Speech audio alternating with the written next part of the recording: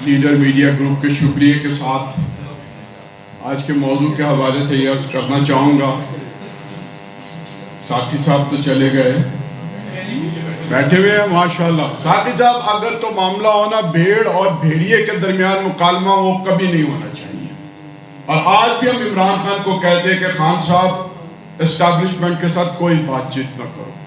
انہوں نے ماضی میں بھی دھوکہ دیا ہے, اب بھی دھوکہ دیں گے اور آئندہ بھی دھوکہ دیں گے. لیکن ایک خونخوار بھیڑیے کے مقابلے میں اگر بھیڑیں اکٹھی ہو جائیں اور وہاں مکالمہ شروع کر دیں تو بات بن سکتی ہے. لیکن یہ بھیڑیں بڑی سادہ لوگ ہیں. ان بھیڑوں کو بے وقوف بنانا بڑا آسان ہے, اور یہ سمجھانا کہ تمہیں بے وقوف بنایا جا رہا ہے یہ بڑا مشکل ہے. ایک جاگیردار اٹھتا ہے اور کہتا ہے کہ میں ہاریوں کا سب سے ترجمان بن جاؤں گا. یہ بھیڑیں قبول کر لیتی. ایک آدمی دستور کو تہس نہس کر کے کہتا ہے کہ یہ ملک کو میں ٹھیک کر دوں گا, میں یہ کر دوں گا اور وہ کر دوں گا. وہ نحمدہ و نصلی علی رسولہ الکریم کے ذریعے دھوکہ دیتا ہے, اور ہم 11-12 سال جو وہ دھوکہ کھاتے رہتے ہیں. تو یہ تو ہماری تاریخ ہے. ہمیں مکالمہ بنیادی چیز پہ کرنا چاہیے, اس کی جو اوپر شاخیں ہیں اس سے ذرا ہٹ جائیں. اگر اس اصل بنیادی چیز کو ہم ٹھیک کر لیں گے تو معاملات بہتر ہو جائیں گے. وہ بنیادی چیز ہے اس جمہوریت کی تخم خبیث. یہ جمہوریت نہیں ہے, یہ حکومتیں ہیں. جو آج کی حکومت ہیں, جو کل کی حکومتیں تھیں, جو پرسوں کی حکومتیں تھیں, وہ جمہوریت نہیں تھی. پاکستان میں جمہوریت نہیں ہے, بچہ جمہورہ ہے. اس بچے جمہورہ بھی یہ لولا لنگڑا قسم کا ہے. یہ طے کریں کہ ہم نے پاکستان کے اندر جمہوریت لانی ہے, اور عابد ثاقب صاحب جدوجہد کر کے مزدوروں والی جمہوریت اس ملک کے اندر بنا لیں, مجھے قبول ہے. اور اگر مجھے موقع مل جائے تو میں اسے اسلامی حکومت کی شکل دے دوں, تو مجھے یقین ہے کہ اس جمہوری جدوجہد سے عابد صاحب بھی اس کو قبول کریں گے, چاہے یہ اپنا اختلاف رکھتے رہیں. جمہوری جدوجہد کے ذریعے کریں گے. مجھے یقین ہے کہ جب وہ جمہوری جدوجہد کے نتائج آئیں گے نا, تو ہر چیز آئے گی. میں مغرب کی جمہوریت کو بھی خراج تحسین پیش کرتا ہوں کہ لوگوں کی خوشحالی ہے. یہ منافقت ہے, یہ تخم خبیث ہے کہ جس کے نتیجے کے اندر ہمیں کچھ نہیں ملتا. ایک طبقہ ہے وہ حاوی ہوا رہتا ہے.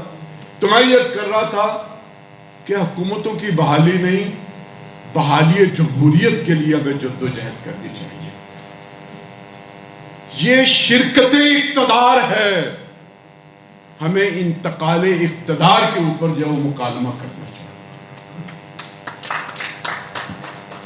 اور اس کے لیے میں یہ سمجھتا ہوں کہ وقت بڑا کم ہے, لیکن اگر یہ طے کر لیا جائے جو مقبول ہے, جیسے تیسے بھی مقبول ہے, جہاں جہاں بھی مقبول ہے, اسے قبول کیا جائے. یہ کہنا کہ یہ اس حد تک قبول نہیں کیا جائے گا کہ مغرب کو قبول نہیں ہے, یہ مقبول اس جگہ پر تو ہے, IMF کو قبول نہیں ہے. اس سے آگے بڑھتے ہوئے پھر کہتے ہیں کہ ہمیں قبول نہیں ہے, اور پھر مجھے قبول نہیں ہے. یہ پہلا نقطہ ہونا چاہیے. دوسری بات یہ ہے کہ اداروں کے اندر یہ جو شخصی لیڈرشپ ہے, اس کا خاتمہ ہونا چاہیے. اجتماعی بصیرت کے ساتھ اداروں کو بروئے کار آنا چاہیے, چاہے وہ سیاسی ادارے ہوں یا وہ فوجی ادارے ہوں. یہ جو ایک ایک فرد کے اوپر جو ڈکٹیٹر بن کر اس پورے نظام کے اوپر حاوی ہیں, ان کا خاتمہ ہونا چاہیے. آخری بات یہ کہنا چاہتا ہوں کہ مکالمہ اس بات پہ بھی ہونا چاہیے کہ اس بھیڑیے کے لیے ہمیں قومی, صوبائی اور بلدیاتی انتخابات ایک دن میں ایک موقع پر کروائیں. جب اوپر سے لے کے نیچے تک کی قیادت ایک زنجیر بن کر سامنے آئے گی, تو پھر اسلام آباد میں وہ نہیں ہوگا جو ہو چکا ہے. آپ کے بلدیاتی ادارے نہیں, آپ کے مخلص کارکن جو ہے وہ آپ کی جدوجہد کے لیے ساتھ نہیں نکل پاتے, آپ شرکت اقتدار نیچے تک نہیں کرتے, اور صرف ٹوانے, لغاری, مداری, چودھری, ٹبن, نواب, وہ جس کے پاس کھڑے ہو جاتے ہیں وہ اپنے آپ کو سمجھتا ہے کہ میں مقبول بھی ہو گیا اور میں 2/3 میجورٹی بھی لے لوں. اور ایسے لوگوں کو جب کان سے پکڑ کے ایک جرنیل باہر نکالتا ہے تو وہ بہت سمجھتا ہے قدم بڑھاؤ ہم تمہارے ساتھ ہیں.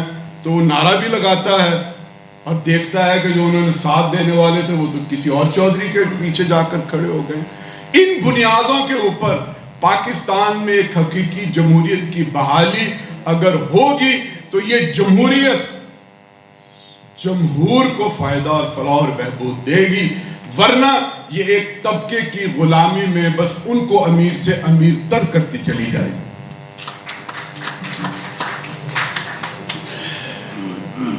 شکریہ امیر العظیم صاحب.